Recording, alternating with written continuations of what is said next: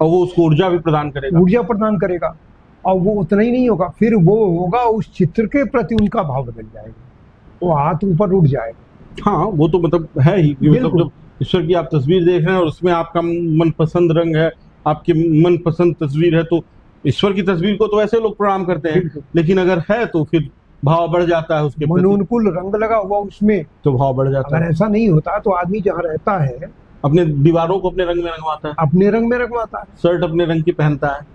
और ये सारे चीज, सारे रंग जो है जीवन को प्रभावित करते हैं, प्रभावित करते हैं, उसके एक एक भाव को प्रकट करते हैं। वो उनकी कार्यशैली को, उनकी विधा को, उनकी सोच को वो बताते हैं। वो सारी इससे है।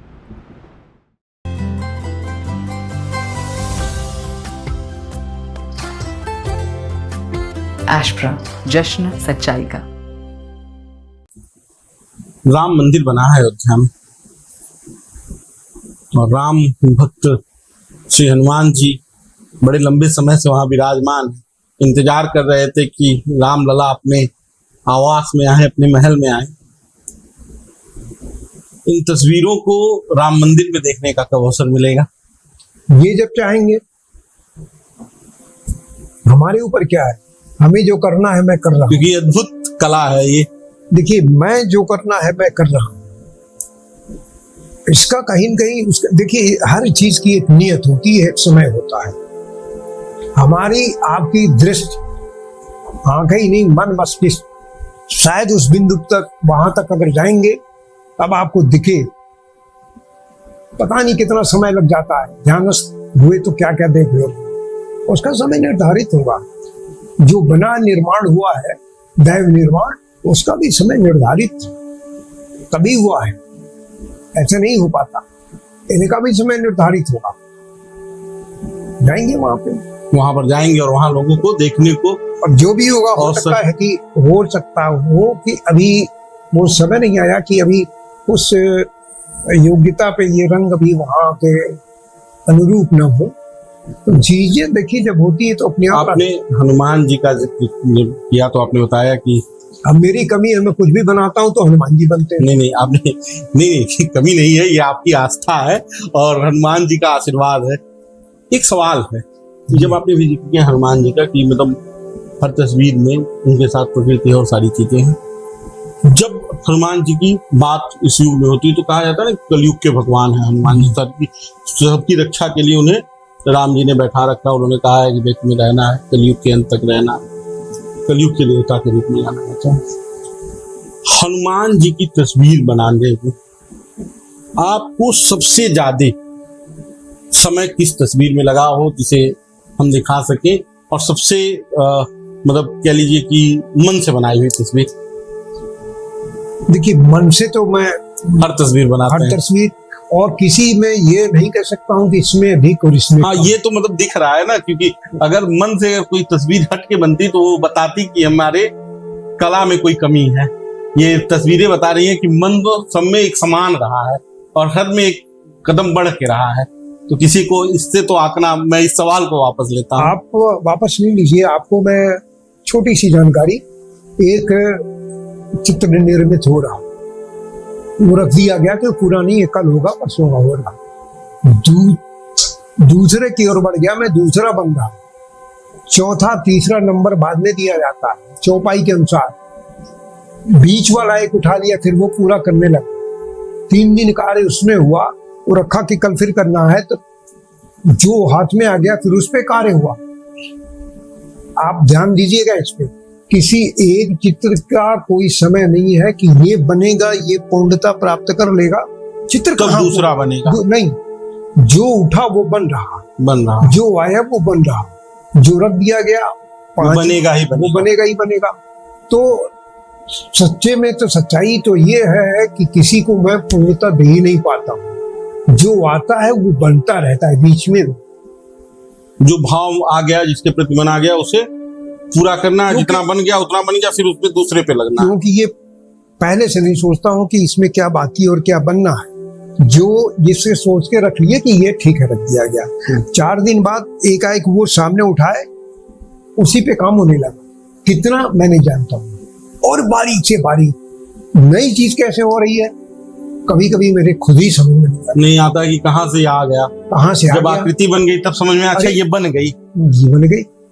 अब सामने सिया राम जी की है, मेरे तो समझ में नहीं आया कि ये बारीक ये कैनवस पे है कि कपड़े पे है कि कौन सा रंग है, कौन सा ब्रश है, कौन सी बारीकी है, समझ में नहीं आया कि क्या है।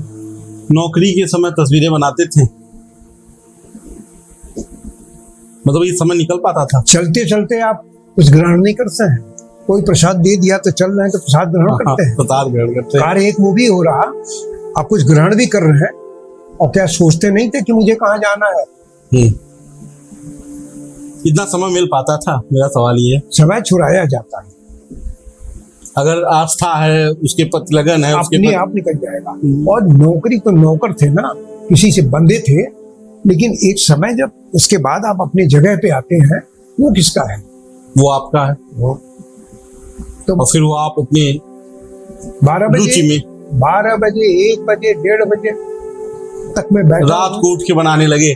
उसके बाद एकाएक कि अरे अभी 4 बात सुनूंगा मैं, फिर आके धीरे से सुबह मैं क्या बताऊं कह के अजीब सा लगेगा। किस समय उठ के शुरू हो गए पूछने, पता चला बस 10 मिनट हुआ अभी मैं आया हूं। 1 घंटे से बैठे हुए थे। तो कोई समय नहीं है। आप बताइए, एक आदमी के अंदर अगर कोई व्यसन है, कोई मदिरा ले रहा, कोई अन्य कुछ ले रहा, कोई हाँ, लोग सुबह 6 बजे चले जाते हैं। पता नहीं कहाँ ढूंढने चले जाते हैं, क्या क्या लेते जिसके हैं। प्रति जिसका जैसा भाव, जैसा जाकी रही भावना जैसी, जैसी प्रभु मुहूर्त देखी तो तुम वो जैसी। उसमें मदमस्त है, मैं इनके में मदमस्त हूँ। इनके लिए मेरा ही नहीं है। मैंने पता नहीं कौन कौन से काम छोड़ दिया, किससे किससे मिला ही नहीं। चाहता तो कुछ लोग मिलते। हाँ, जिसकी जैसी वही है कि जहाँ हर इच्छा बलवान है, जहाँ आपको हरि ले गए वहां आप हैं।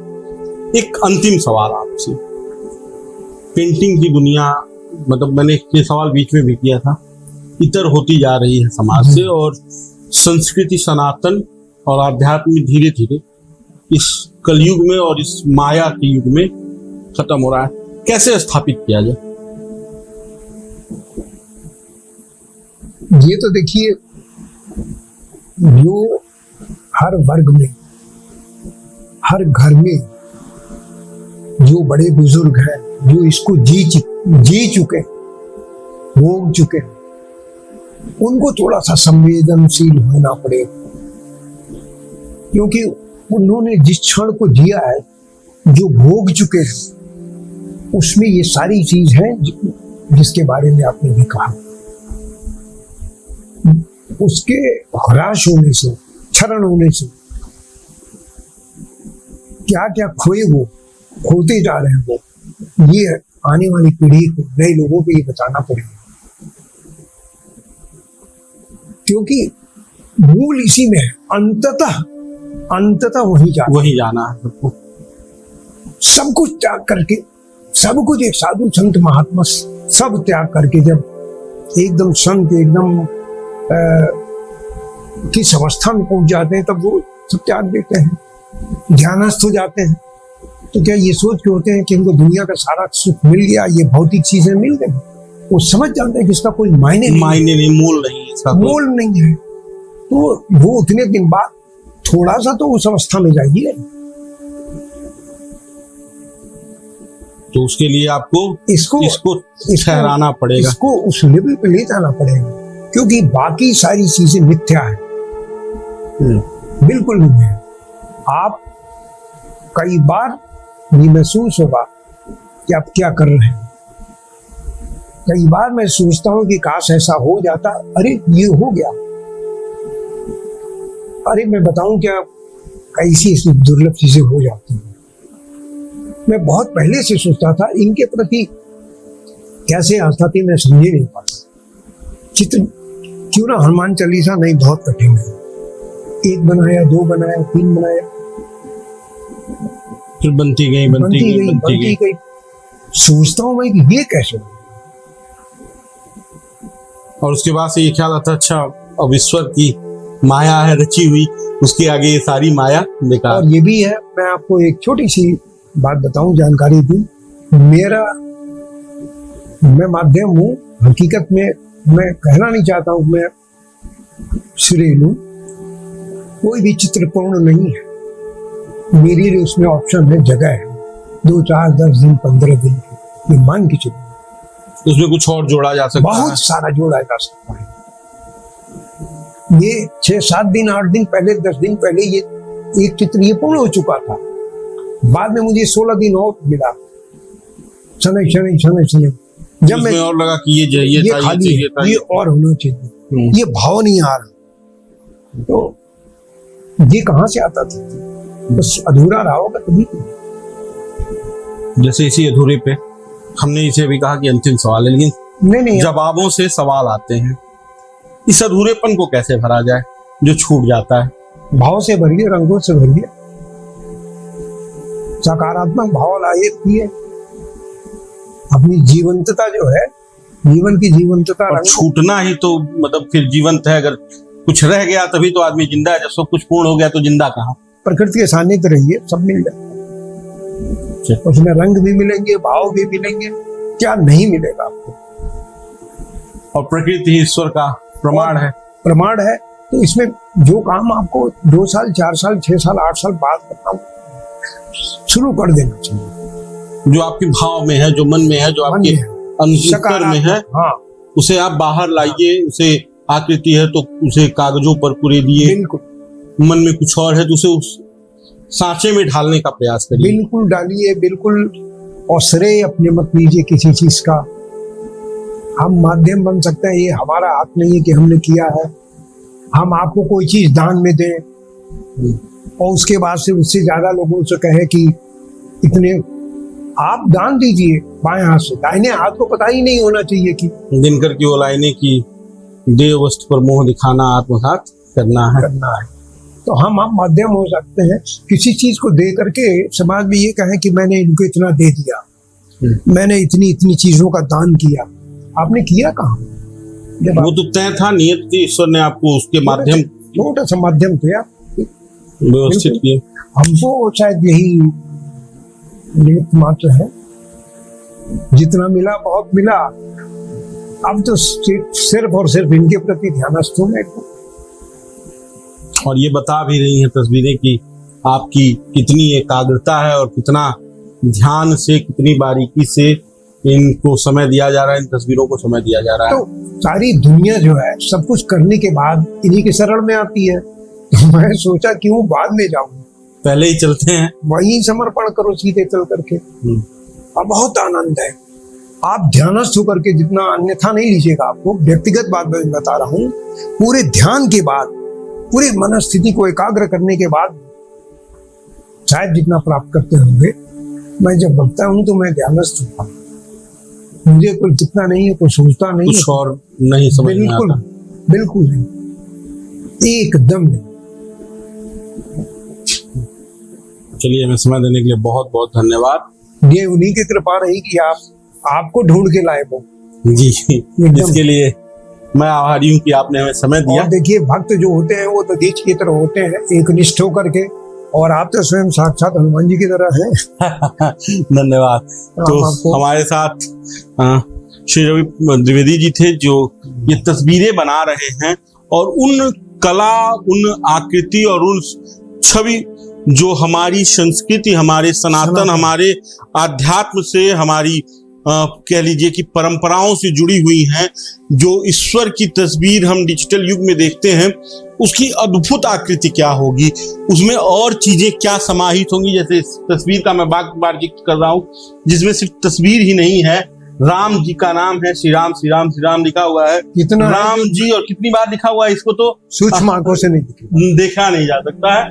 और आप इसमें तमाम अन्य रंग देख सकते हैं। जिस रंग का अपना एक महत्व है, वो जिस स्थान पे है उसे वो प्रतीक कर रहा है, उसकी एक अपनी व्यवस्था है, और वो उसे बता रहा है कि हमारा यहाँ महत्व क्या है, इसका महात्म क्या है। इन तमाम चीजों को लेकर ये आगे बढ़ रहे हैं, और जो हमारी चीजें छूट रही थी, जो विलुप्त हो रही थी, उन्हें बचाने का प्रयास कर रहे हैं, उस संस्कृति को आगे लाने का प्रयास कर रहे हैं। हम उम्मीद करते हैं कि इस तरह की चीजों को और विस्तार मिलेगा, और इसके लिए समाज का हर वर्ग, जो हमारे पूर्वज हैं, वो हमारे आने वाली पीढ़ियों को बताएंगे, जिसमें महत्वपूर्ण भूमिका द्विवेदी जी निभा रहे हैं। तो उसके लिए आपका विशेष धन्यवाद और आभार कि आप इसे कर रहे हैं। बाकी का आपकी इस वीडियो पर क्या राय है हमें कमेंट बॉक्स में बताइएगा। वीडियो को शेयर कीजिएगा। धन्यवाद।